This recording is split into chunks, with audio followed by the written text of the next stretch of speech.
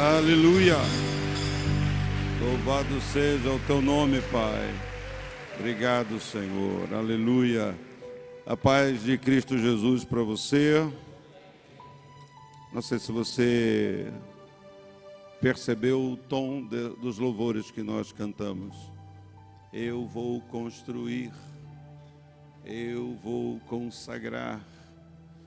Muitas vezes a gente parece que é Deus que vai fazer tudo na nossa vida, sem que a gente tenha uma iniciativa. Aí você cantou, eu vou construir a minha vida no fundamento.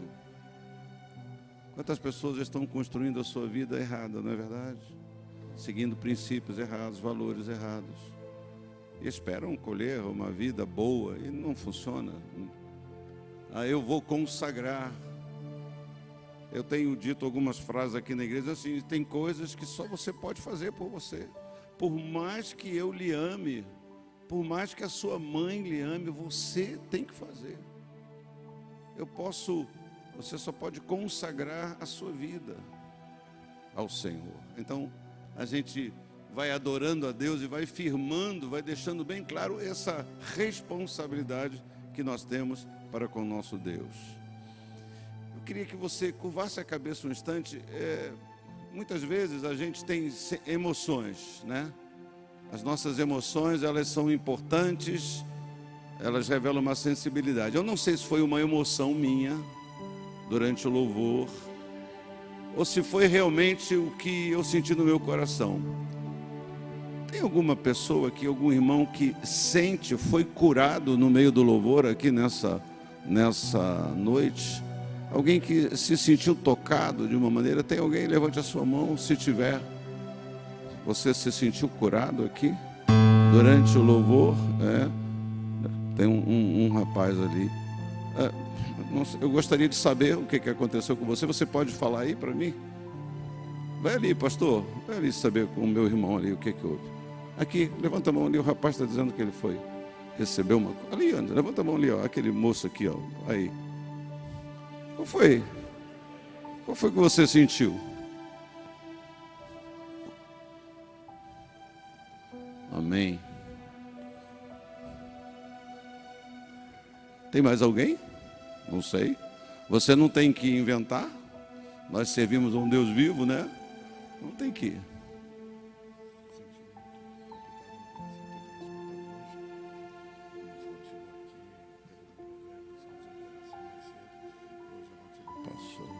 Amém. Como é teu nome? Theo. O Theo está compartilhando aqui que ele teve uma palpitação, uma aceleração no coração e foi no hospital. E ele chegou aqui, ele sentiu que Deus tirou essa agitação dele, que deu uma freada. Amém. Deus te abençoe. Mas falei certo? Falei certo o que aconteceu?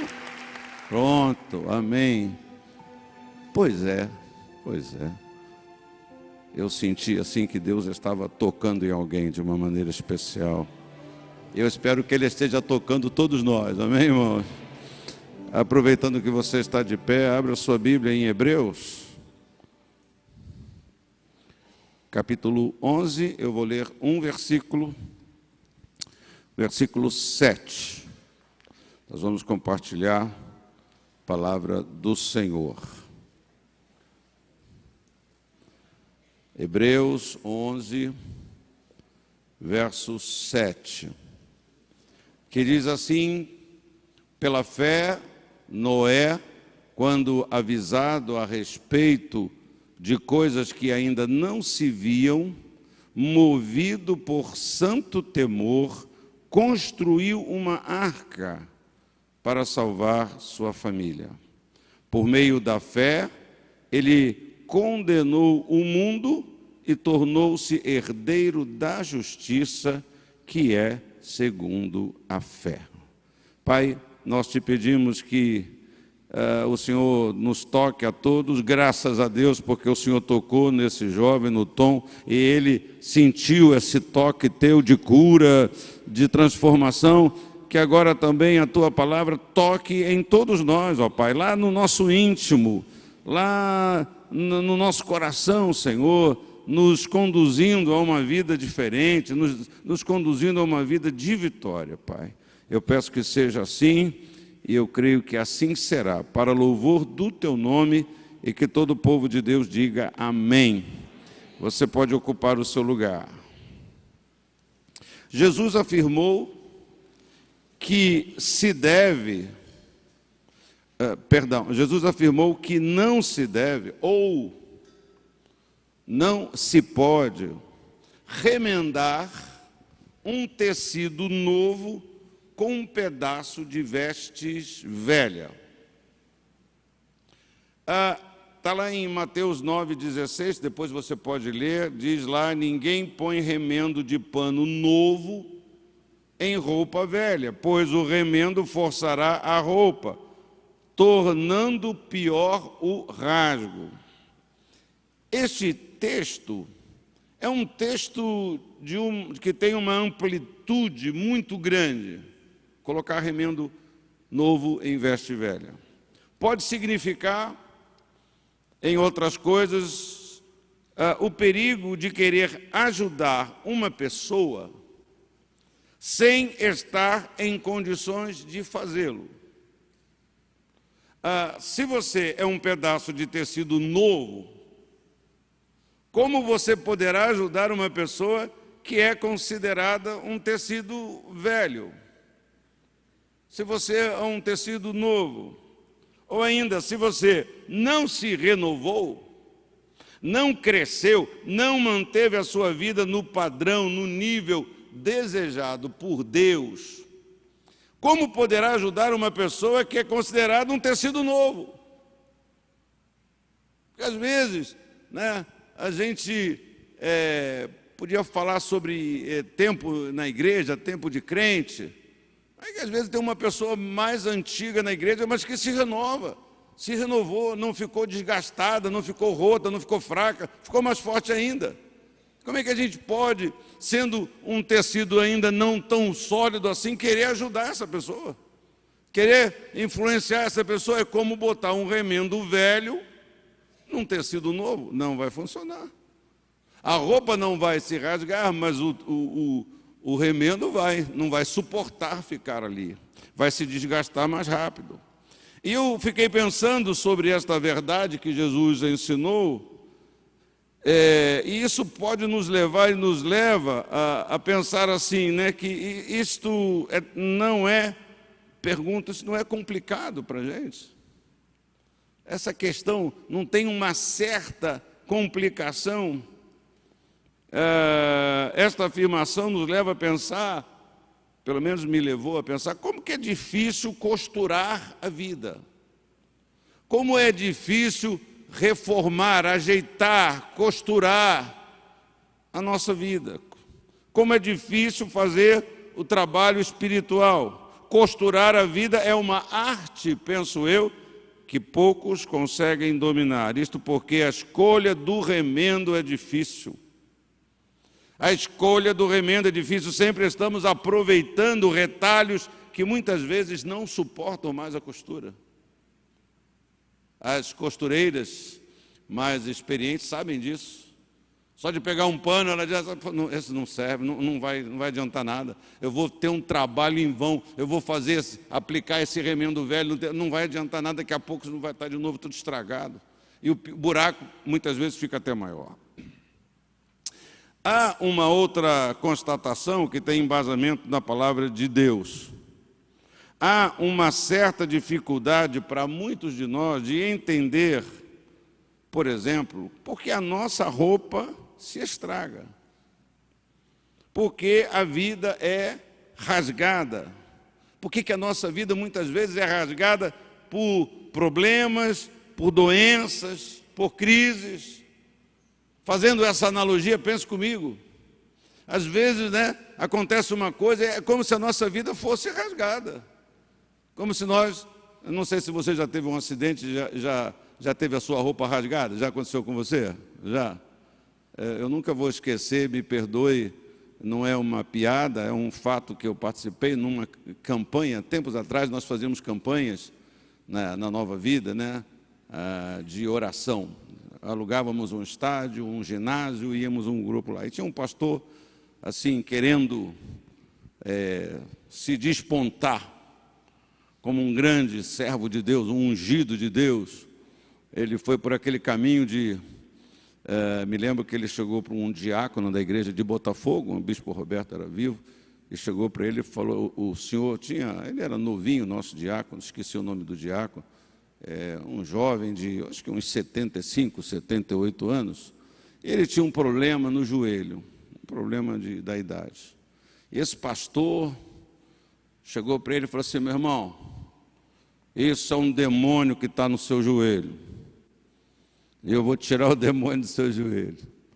O irmão acreditou na palavra do pastor, não sei se o demônio não saiu, ou se o demônio trouxe outro, eu sei que a dor do joelho do irmão aumentou. E ele foi falar com o bispo Roberto. O bispo Roberto, eu queria que o senhor orasse por mim, para o bispo tirar o demônio do meu joelho. E o bispo Roberto ficou indignado. Mas que demônio? Não, o pastor fulano chegou para mim, falou que eu estou com demônio no joelho. Aí o bispo foi, orou por ele, falou com ele, mandou chamar o pastor e mandou o pastor embora da Nova Vida. Mas esse pastor, numa dessas campanhas, ele estava como eu estou, um pouquinho, só que ele estava mais fora do seu peso. Então, você pode ver de longe que eu tenho uma barriguinha nos meus termos. Nos termos de outras pessoas, não é barriguinha. E ele estava bem, e ele lá na hora do culto que chamou para orar as pessoas, e tinham algumas pessoas manifestaram, ficaram endemoniadas naquele culto, e ele estava babando de alegria de tanto demônio para ele tirar, e outros pastores orando. E ele foi para cima de uma pessoa endemoniada e foi, sai! E a calça dele rasgou daqui até embaixo, apertada. Ele tirou o paletó, amarrou na cintura e ficou aquele pastor com o paletó amarrado. E depois, conversando com ele, o que houve? O diabo sabe que não pode me parar. Aí, o diabo, para me parar, rasgou as minhas calças.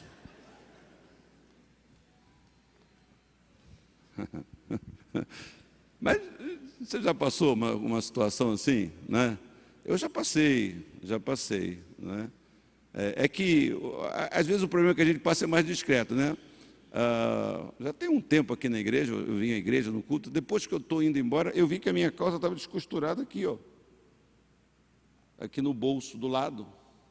Estava descosturada aqui a costura, não sei o que aconteceu, né?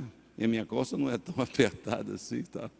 Então, às vezes, a gente sabe que essa coisa, né, de um problema que acontece, alguma coisa, ou peso, ou, segundo o pastor, o diabo, a nossa roupa é rasgada, e a nossa roupa é rasgada na vida pelos problemas.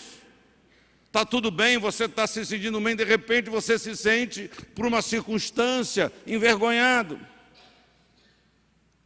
E aí eu entendo isso, que há essa dificuldade para alguns de nós de entendermos por que a nossa vida é rasgada. Isto é, não é natural, não faz parte do nosso cotidiano aceitar passivamente as coisas ruins, como a derrota, como uma perda, um fracasso, sendo nós pessoas aparentemente boas. Quem é gente boa aqui, diga amém. Pô, aqui tem gente boa, graças a Deus. A roupa que costuramos, ou seja, a nossa vida, deve ser resistente aos puxões. A nossa vida, a nossa roupa deve ser resistente às violências que acontecem a cada momento na nossa caminhada. Mas a verdade é que quase sempre corremos o risco de ver a nossa roupa rasgada pelos espinhos que se espalham pelo nosso caminho, pela nossa caminhada. Estas perdas são naturais e fazem parte da vida. O que você não pode perder é a esperança O que você não pode perder é a confiança, o que você não pode perder é a fé, a certeza de que você não estará sozinho nestas empreitadas da vida, nestas dificuldades da vida. O texto que eu li, de Hebreus capítulo 11, que nós lemos, traz algumas lembranças importantes, acredito eu, sobre os conflitos da vida. Pela fé, Noé, quando avisado a respeito de coisas que ainda não se viam, movido por santo temor, construiu uma arca para salvar a sua família. Por meio da fé, ele condenou o mundo e tornou-se herdeiro da justiça, que é segundo a fé. Observe aqui que a mesma arca que serviu como meio de salvação da família de Noé, também serviu como meio de condenação do mundo. Serviu como meio de condenação do mundo, não que o mundo foi excluído do processo, mas que o mundo não quis. Ele fez a arca para salvar a sua família, mas convidou todo mundo.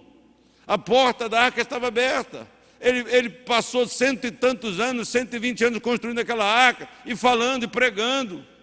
E para todo mundo que vinha falar com aquele Noé, aquele louco, dizia assim: ô cara, o que está fazendo essa arca aqui, no deserto? O mar está longe para caramba. Não, Deus vai mandar um juízo, estou fazendo a arca para você entrar na arca. Quando começar a chover, olha, eu estou falando. Então, mas essa arca serviu de juízo por quê? Porque a oportunidade foi dada e as pessoas não quiseram. E as pessoas acharam uma maluquice. E as pessoas acharam uma loucura. Jesus afirmou que a chuva cai sobre todos, bons e ruins, mas os resultados nunca são iguais. Hebreus capítulo 6, versículos 7 e 8, eu leio: pois a terra que absorve a chuva que cai frequentemente dá colheita proveitosa. Aqueles que a cultivam recebem a bênção de Deus, mas a terra que produz espinhos e ervas daninhas é inútil e logo será amaldiçoada, seu fim é ser queimada. A chuva cai sobre toda a terra.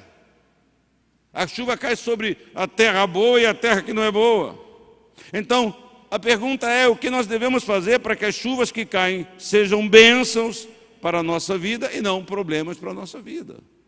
Que as bênçãos que caem sejam bênçãos para nós e não juízo, e não condenação para a nossa vida. Em primeiro lugar, nós precisamos caminhar, presta atenção, na mesma direção que Deus caminha.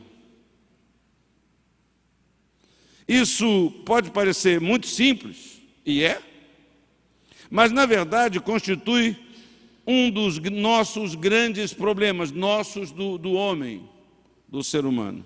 Na maioria das vezes, sem percebermos, nós avançamos na direção contrária à de Deus. Eu repito, não por vontade própria, mas empurrados pelas coisas da vida, a gente vai abrindo caminhos pensando serem eles os caminhos de Deus.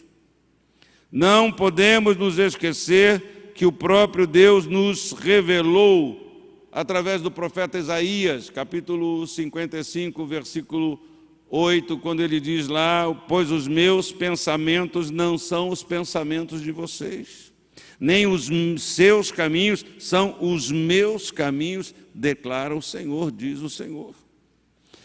Noé mantinha uma comunhão tão íntima com Deus que foi avisado sobre os próximos, os futuros acontecimentos que ocorreriam na terra.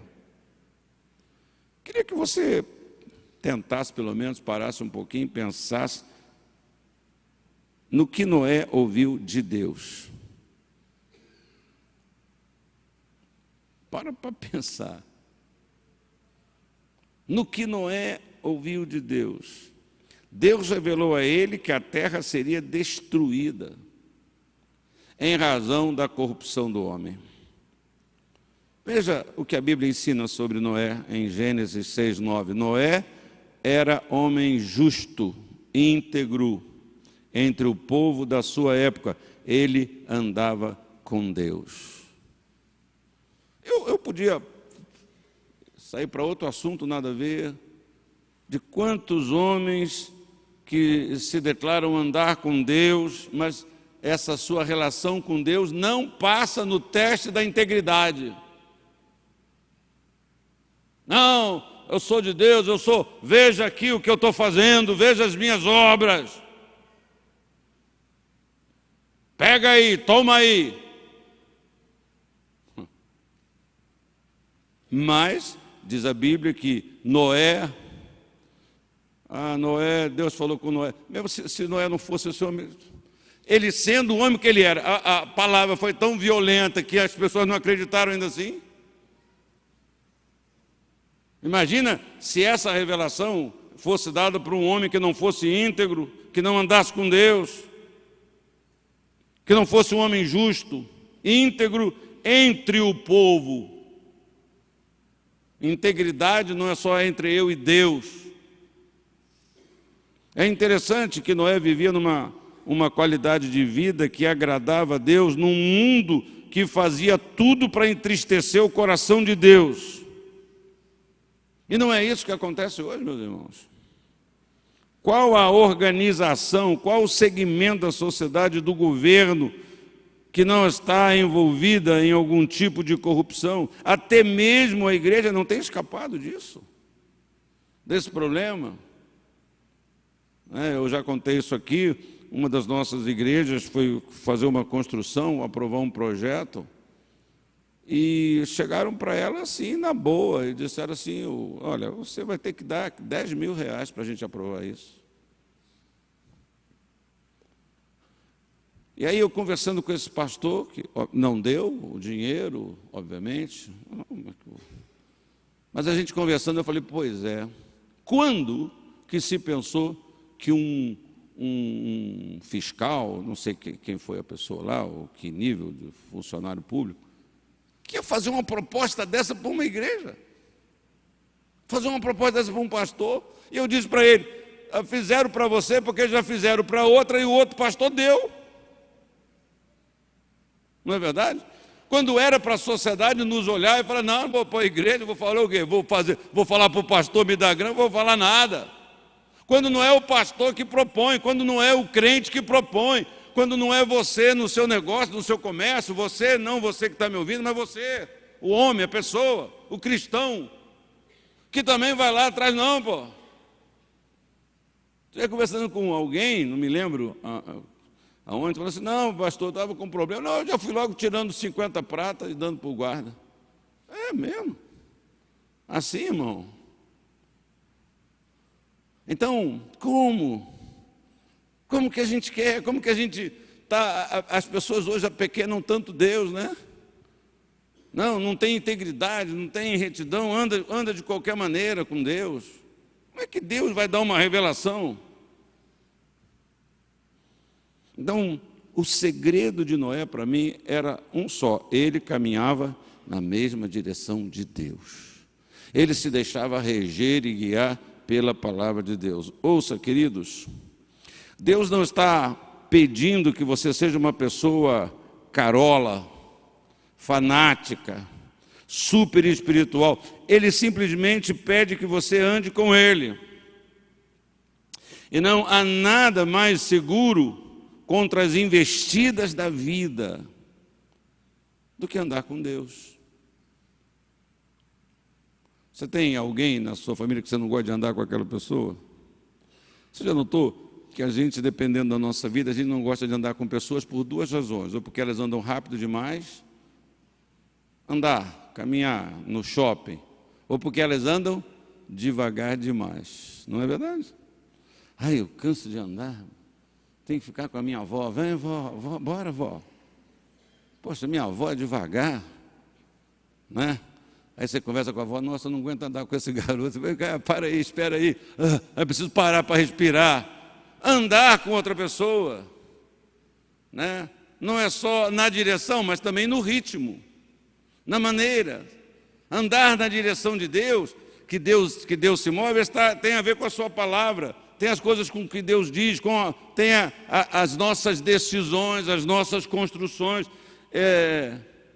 Eu estava ouvindo no rádio hoje uma música, perguntei até para o meu filho quem era o cantor da música, eu achei que era um, era outro, né? Uma música antiga que diz assim: eu vim aqui para falar com Deus.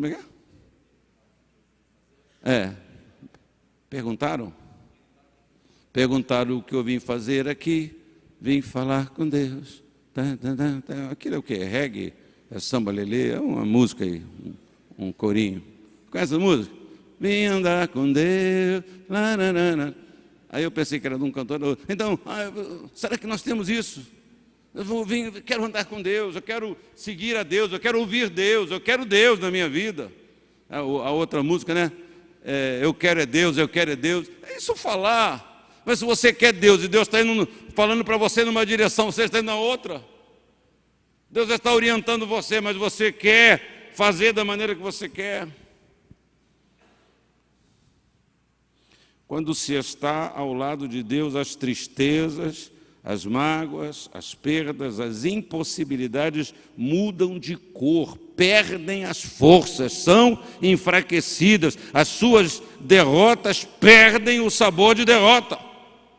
Amém, irmão?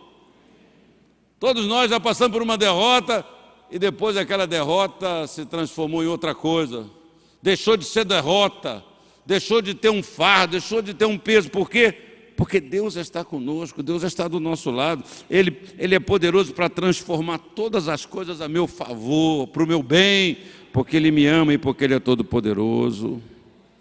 Precisamos aprender a manter a nossa confiança de pé, mesmo depois de um escorregão, mesmo depois de uma crise que surgiu e que desequilibrou os nossos passos, mesmo depois de termos a nossa roupa rasgada. Ande com Deus e a vitória será certa, independentemente das circunstâncias. Assim como Deus avisou Noé antes do dilúvio, Ele pode também prevenir você sobre o seu amanhã. Tenha cuidado, não vá por aqui, vá por ali. Se você for por ali encontrar uma pessoa assim, não dê atenção a ela. Não vá comer com ela. Mas que mal que tem. Pois é. Não vá, você vai encontrar um profeta velho. Poxa, estou precisando de experiência dos profetas. Mas não pare. Se alguém te chamar para comer, você não para comer. Não, mas senhor, eu estou com fome só um pouquinho. Ou eu vou fazer um grande milagre, eu vou dar uma grande vitória, mas fala para não pegar nada, não pega nada, não toque em nada, não pega nada. Eu vou dar para vocês uma terra abençoada, próspera, leite, mel, ouro, tudo de bom lá. Ouro é por minha conta, nem sei se tinha ouro lá. Eu estou. Aí o menino lá, o Acan, teve que pegar uma pedrinha, uma barra, andar na direção de Deus, fazer o que Deus recomenda, o que Deus orienta, o que Deus fala, o que Deus manda. Lembre-se, foi pela fé que Noé aceitou a palavra de Deus. Ele não recebeu nenhum sinal da natureza. Porque nós temos isso, né? A Bíblia não conta que aí Deus falou com Noé, e o Noé estava ali, Deus falando. Quantos minutos Deus levou para falar isso? 1 minuto. Sei. Olha, Noé, vai ter assim, assim, assim, você vai fazer uma arca. Se você ler tudo lá, tem as medidas, tem um monte de desdobramento a conversa. Aí quando Deus acabou de falar, um raio. Puxa, o cara é Deus mesmo. Não teve sinal assim. Não teve sinal assim. Deus não abriu um tubo de água forte só na cabeça de Noé para confirmar. Viu, meu filho? É muita água mesmo. Não. Deus falou com ele. E a Bíblia diz que pela fé, Noé aceitou a palavra de Deus. Foi uma decisão de fé. O coração de Noé estava em perfeita sintonia com o coração de Deus. Então ande na direção de Deus. Ande na direção que Deus aponta para a sua vida. Segundo lugar, precisamos caminhar na contramão do mundo. Se eu ando na direção de Deus e o mundo não é amigo de Deus, forçosamente o meu primeiro passo, a minha primeira decisão vai implicar também na segunda, andar na contramão do mundo, movido por santo temor, construiu uma arca para salvar sua família. E eu fiquei pensando o que é ser movido. O verbo mover é um verbo, obviamente, claramente, que implica numa ação, sair do lugar, se deslocar-se, agir, mover, se move aí. Você precisa se mover, então você entende isso, você precisa levantar, você precisa sair, você precisa ir lá. Então é preciso saber quem nos motiva a andar. Qual é a motivação daquela que vem sobre o meu coração para fazer as coisas que eu já fiz e faço? Não, fui eu mesmo, não tem isso não, é o meu coração. Pois é, não sei, pode ser o coração mesmo. Noé mantinha uma relação de respeito, de reverência e de temor a Deus. Foi por isso que Jesus condenou as pessoas que construíram, que realizaram milagres, que expulsavam demônios, mas que não tinham respeito para com a palavra de Deus. Veja como Jesus definiu esta relação. Mateus 7:22. Muitos me dirão naquele dia: Senhor, Senhor, não profetizamos em Teu nome? Em Teu nome não expulsamos demônios e não realizamos muitos milagres? Então lhes direi claramente: nunca os conheci. Essa é a relação. Afastem-se de mim, vocês que praticam o mal. Não, Jesus, dá licença. Você não entendeu, Jesus? Nós libertamos as pessoas no Teu nome. Ô Jesus, nós curamos as pessoas. Sim, eu não conheço você. Vocês que praticam o mal. Não é o mal de ter curado alguém, o mal de não obedecer a Deus, de não se submeter a Deus. Gênesis 6:11. Eu gosto de pensar no Noé, que Noé viveu nesse ambiente saturado de maldade, saturado de pecado, saturado de irreverência. Gênesis 6:11, ora a terra estava corrompida aos olhos de Deus e cheia de violência. Esse é o ambiente de Noé. Esse é o ambiente que Noé ouve a voz de Deus e começa a construir uma arca. Mas Noé continuou firme na sua confiança e no seu temor santo diante de Deus. O segredo para você se manter de pé após um escorregão, um fracasso, um rasgo na sua roupa, uma vergonha em razão do problema, uma desilusão, é um só: viva sob o temor de Deus, caminhe debaixo do temor de Deus. Amém, meu irmão? Terceiro lugar, precisamos avançar com determinação mesmo diante do impossível. Diz que ele construiu uma arca para salvar a sua família. É importante você conhecer o cenário onde Noé começou a construir a arca. O lugar da construção era impróprio para aquele tipo de trabalho. Alguns historiadores afirmam que não havia madeira adequada naquele lugar para a construção. Aquela região era privada de chuva, era uma região seca. Além de tudo, Noé teria que enfrentar o que enfrentou, a curiosidade, as críticas do povo, que não acreditava naquela possibilidade da terra ser destruída por um temporal, inundada, coberta de água. Não é fácil cumprir uma tarefa quando tudo milita contra a mesma. Não é fácil administrar uma perda, uma queda, uma doença inesperada e continuar vivendo naturalmente.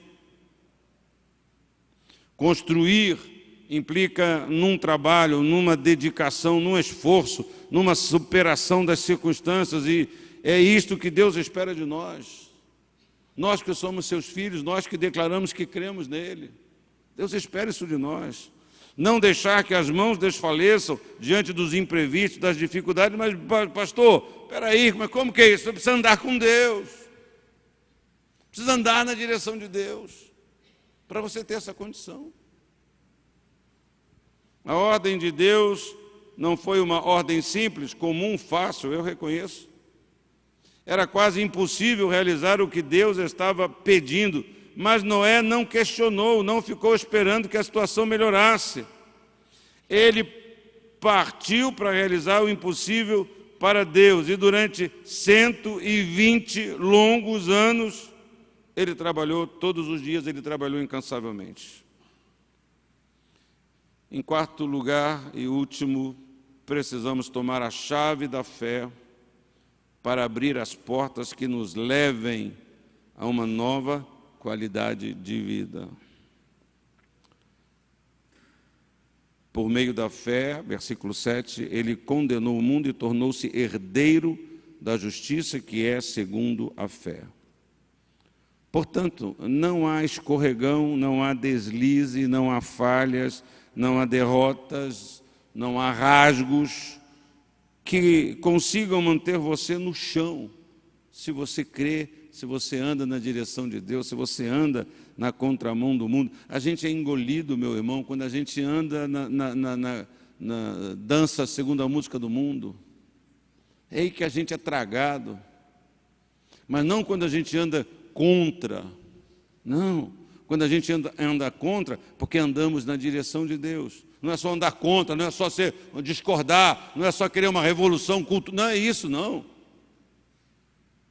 É confiar em Deus, é crer em Deus, é crer na sua palavra.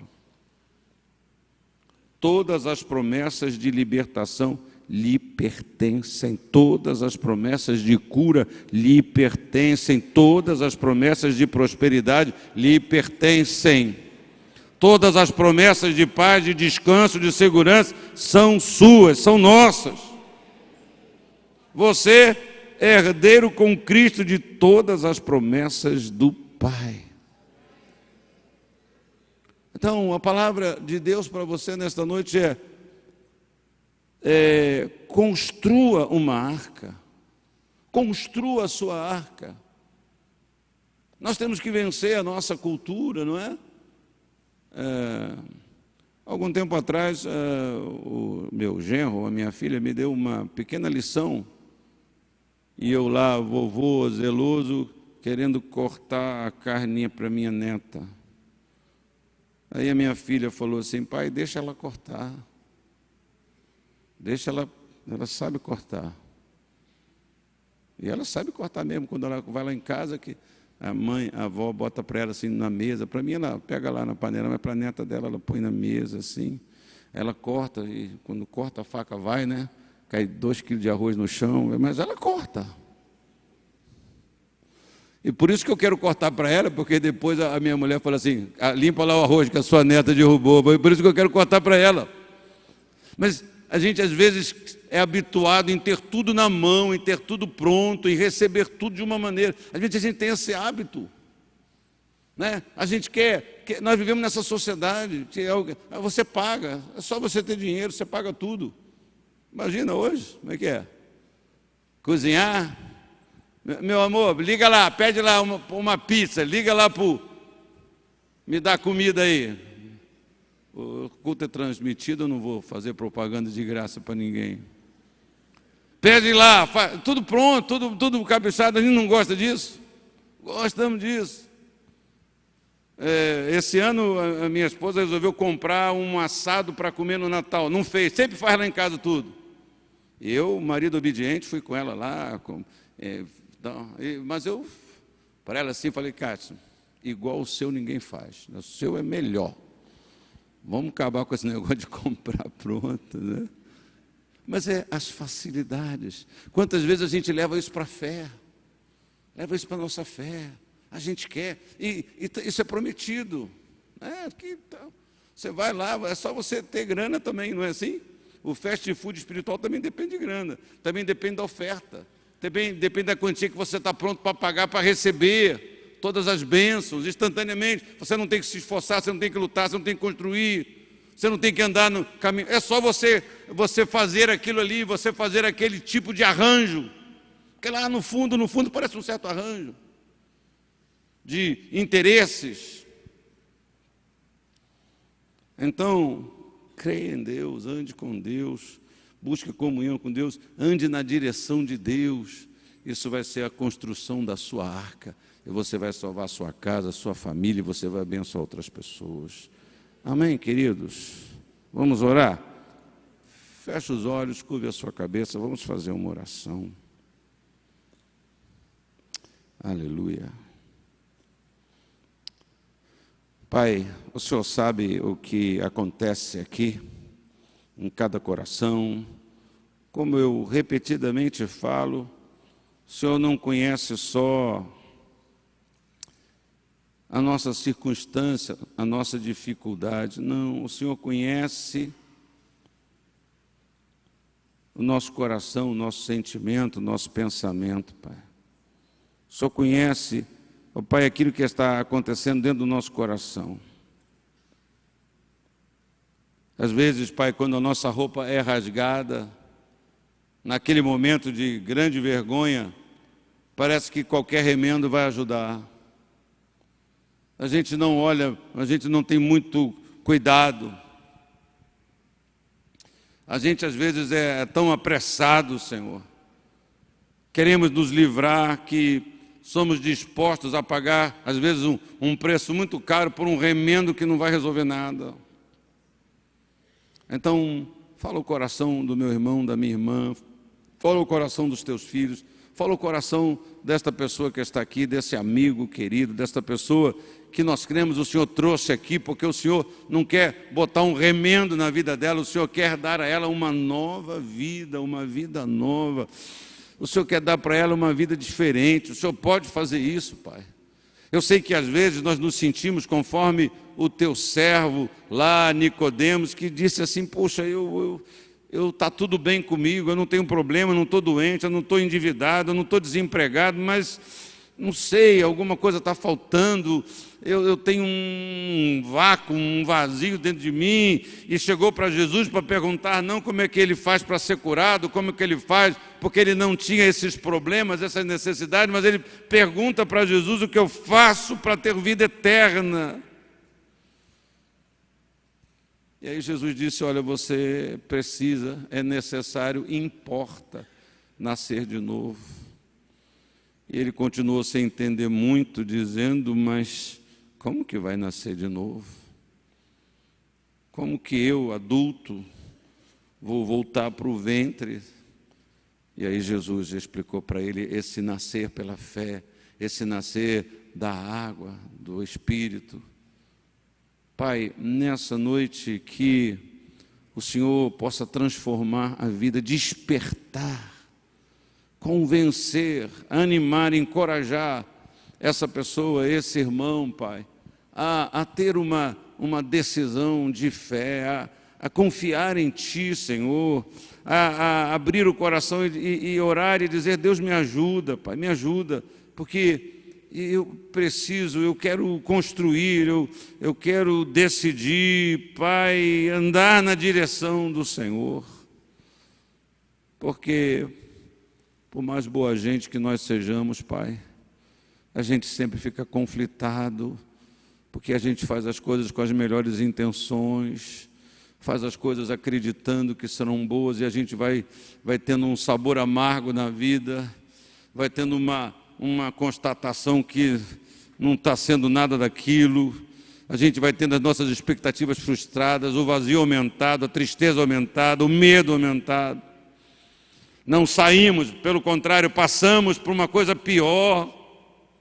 Pai, manifesta a Tua graça, manifesta o Teu poder, Pai, em nome de